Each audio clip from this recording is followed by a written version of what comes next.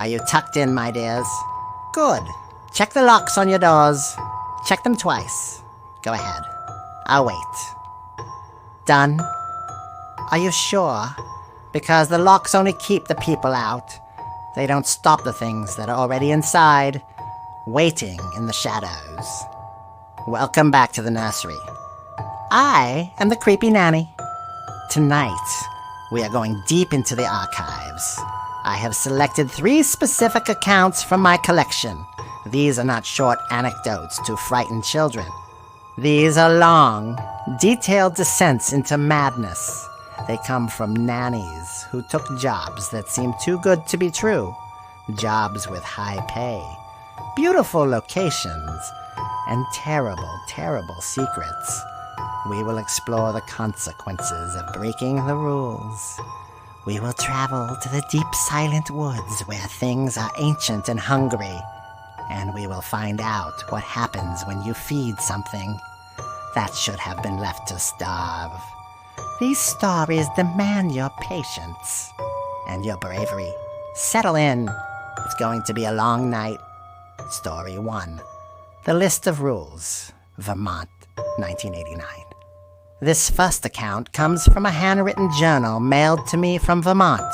The author, a woman named Clara, writes with a shaky hand. The ink is smeared in places as if she was crying while she wrote it. Clara writes, I needed the money. That's how all bad decisions start, isn't it? Desperation. I was 22, drowning in student debt, living on instant noodles and hope. When I saw the ad in the paper, it looked like a lifeline. Live-in nanny needed for a rural estate. $3,000 a week. Strict privacy required. $3,000 for 1 week. I didn't care where the house was.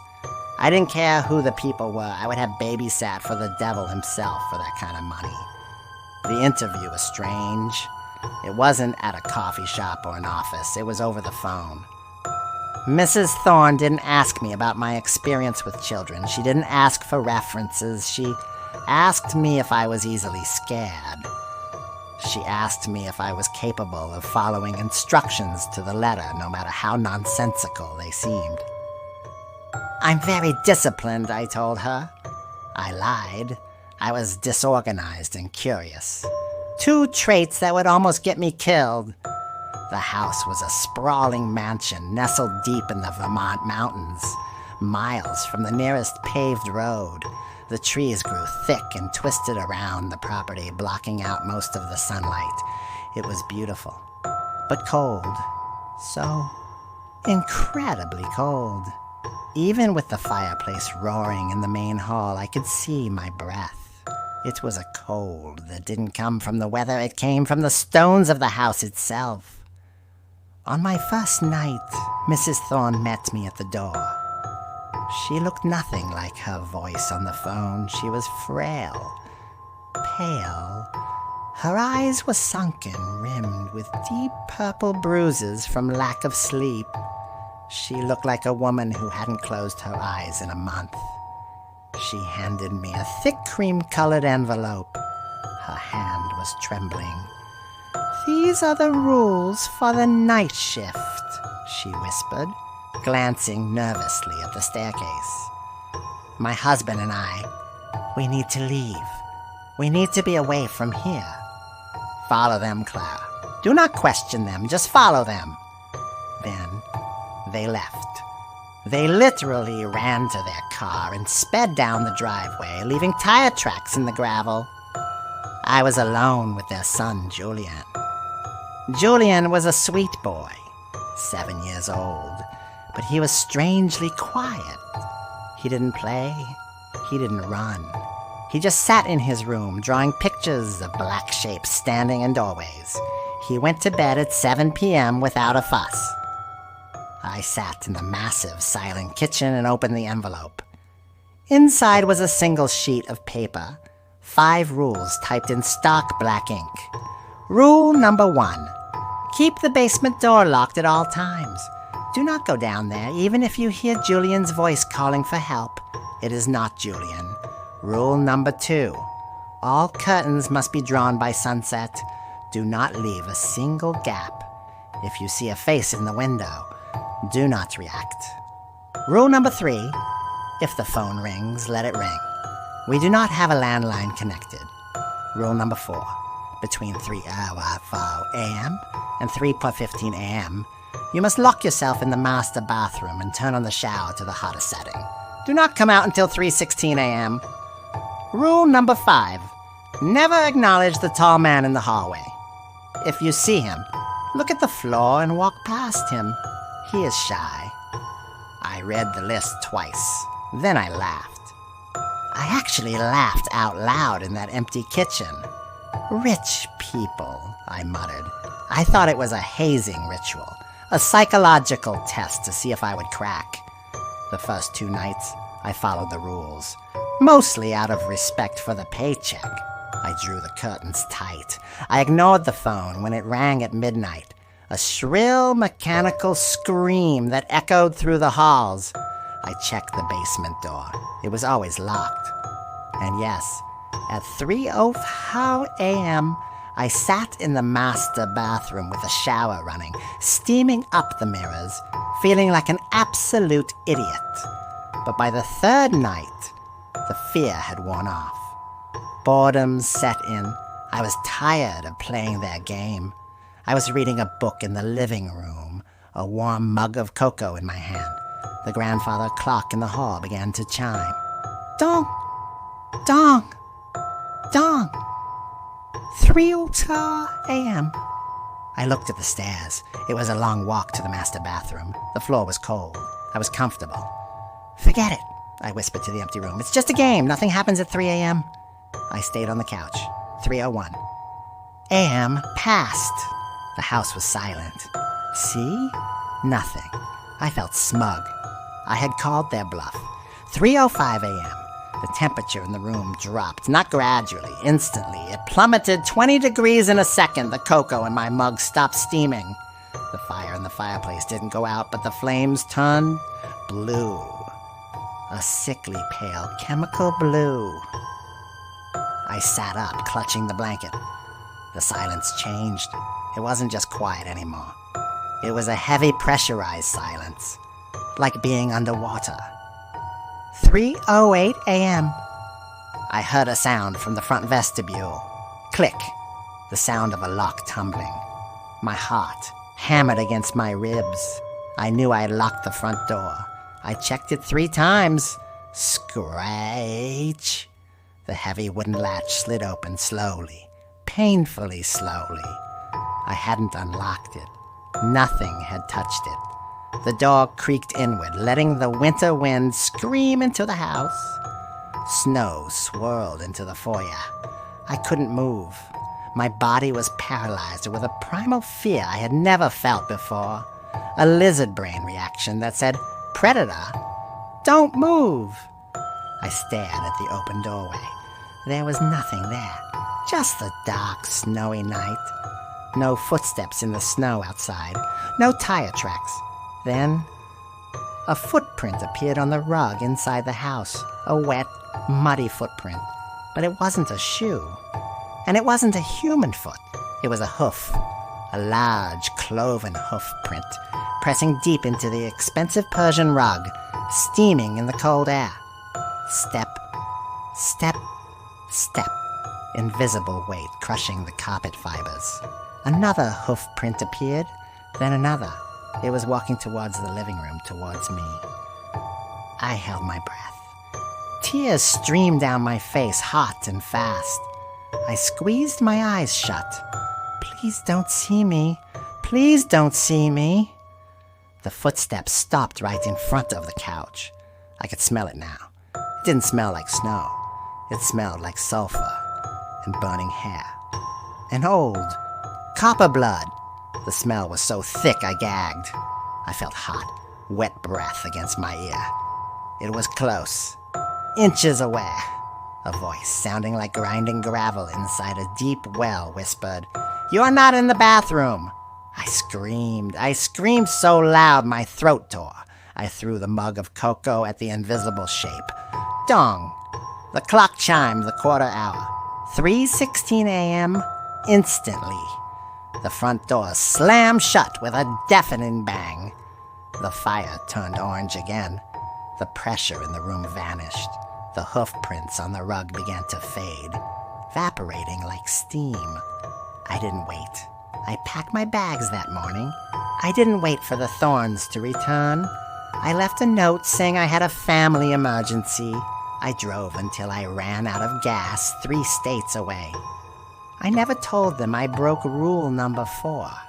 I never collected my $3,000, but sometimes, late at night, in my own apartment in the city, I smell sulfur, and I wonder if the thing from the mountain followed me home, because last night, my bathroom door locked itself from the inside. Story 2. The Whistling Woods, Appalachia, 2005. This next story comes from the deep, tangled woods of Appalachia, where the mountains are old, and the things living in them are older. It was sent to me by a man named Elias. Elias was a male nanny, a manny, hired to watch 2 teenage boys for a summer in a remote cabin. Elias writes, I was a city kid, born and raised in Chicago. I didn't know anything about the woods. I thought nature was just parks and squirrels. I didn't know about the silence, or the things that hide inside it. The job was simple enough. Watch Sam, 14, and Mike, 12, while their parents conducted botanical research up on the high ridge. They would be gone for 3 days at a time. I would stay in the cabin with the boys. The cabin was beautiful, but isolated. Log walls, a huge deck, miles of hiking trails. But when we arrived, I noticed something strange. The locals, the people at the gas station in the last town, they wouldn't look us in the eye. When I mentioned where we were staying, the cashier just stopped scanning my items. Don't go out at night, she whispered. And if you hear whistling, don't whistle back. I thought it was a local superstition, bear advice maybe, or hunters signaling each other. The first day was great. We fished in the creek. We grilled burgers on the deck. The boys were good kids. But as the sun went down, the woods changed. The shadows stretched out like long black fingers. The trees seemed to lean in closer to the cabin. And the birds, they stopped singing all at once. It wasn't a gradual quiet. It was a sudden, oppressive silence, like someone hit a mute button on the world. We were sitting on the deck, playing cards by lantern light. The generator hummed softly in the background. That's when Sam, the older boy, looked up. He froze, a card halfway to the table. Did you hear that? He asked. I listened, faintly, coming from the tree line. I heard a melody. It was whistling, a cheerful, bouncing tune, like something from an old 1930s cartoon. Do, do, do, do, do. Is that your parents? I asked. I stood up, relieved. Mike shook his head violently. His face went pale. Dad doesn't whistle, Mike whispered. Dad says whistling calls them. Calls who? I asked. But before he could answer, the whistling stopped. Dead silence again. Then, from the left side of the woods, it started again, the exact same tune. Then, from the right side. Then, from behind the cabin. It wasn't one whistler anymore. There were dozens surrounding us, closing in. Get inside, I ordered the boys. My voice shook. We ran into the cabin. I slammed the heavy oak door and threw the deadbolt.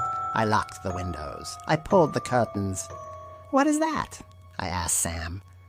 We don't know, he said, tears welling in his eyes.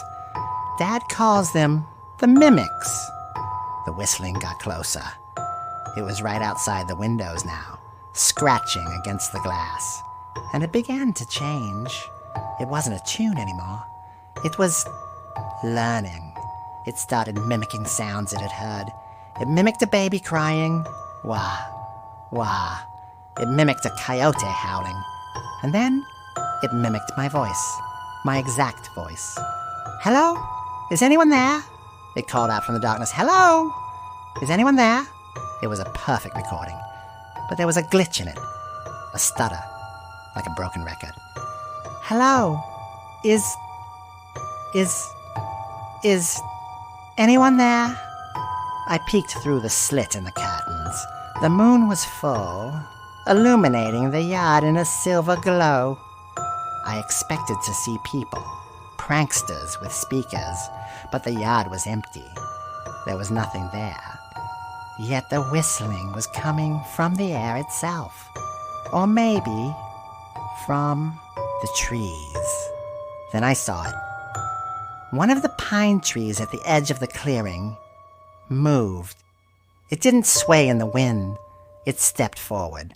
My brain tried to reject what I was seeing. It wasn't a tree. It was thin, impossibly tall, maybe 9 or 10 feet high, covered in bark and moss and hanging vines.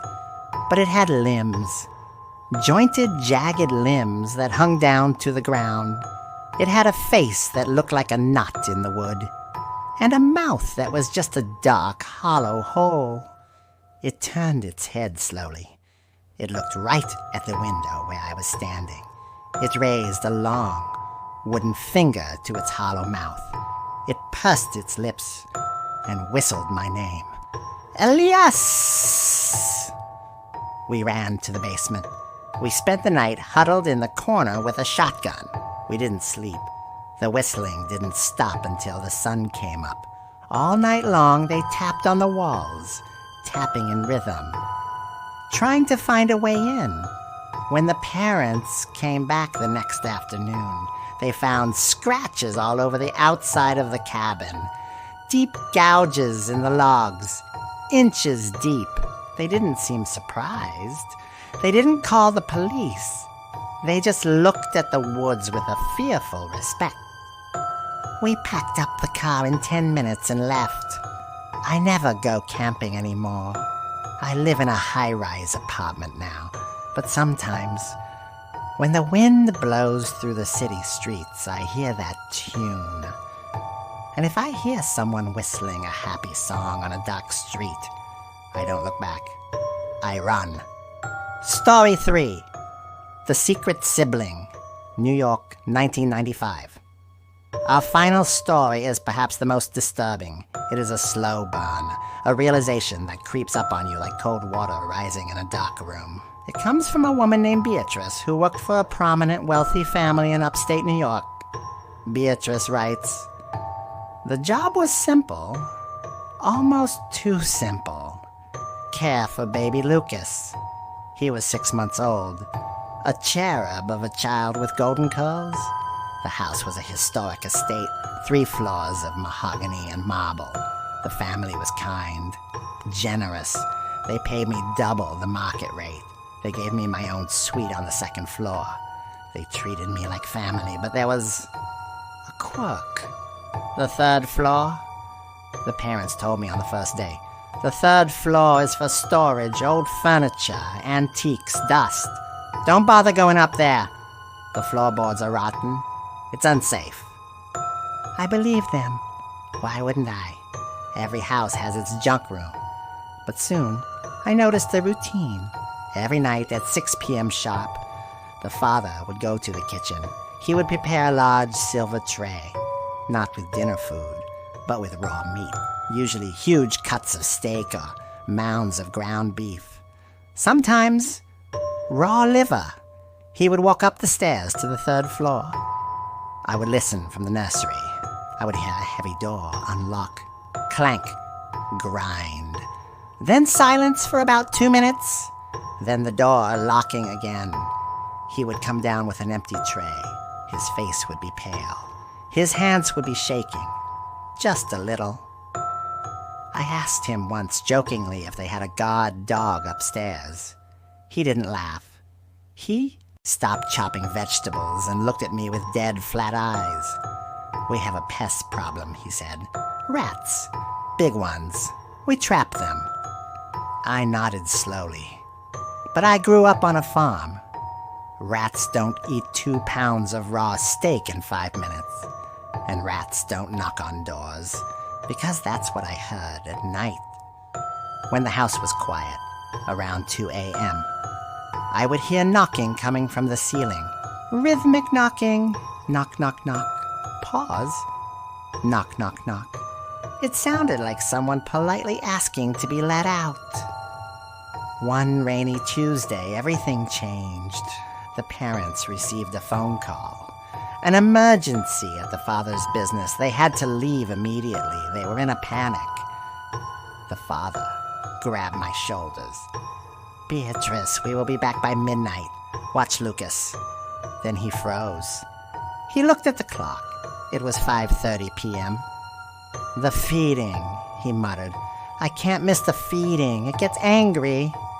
He ran to the fridge and shoved a plate of raw pork chops into my hands. "Listen to me," he hissed, at 6 p.m. "Take this to the 3rd floor. There is a steel door at the end of the hall. There is a slot at the bottom. Slide the plate through. Do not open the door. Do not speak to it. Just feed it and leave." Then they ran out into the rain. I was alone. I stared at the raw meat. The blood pooled on the plate.